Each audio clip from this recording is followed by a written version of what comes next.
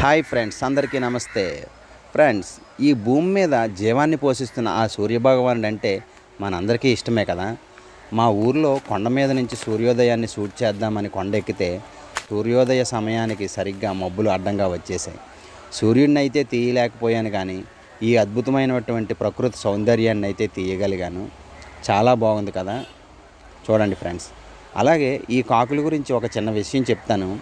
ఇవి తెల్లవారగానే అటు ఇటు ఇలా ఎగరడం బహుశా వ్యాయామం కోసమేమో అని అనుకుంటున్నాను.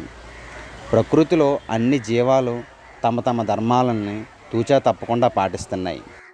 ఫ్రెండ్స్, నేను వైజాగ్లో కూడా కాకులు ఇలా ఉదయాన్నే చాలాసేపు ఆ మేడ మీద నుంచి ఈ మేడకి, ఈ మేడ మీద నుంచి ఆ మేడ మీదకి ఎగురుతుండడం చాలాసార్లు చూశాను. మరి ఇది పల్లెటూరు కదా, పల్లెటూరు గొప్పతనమే అది.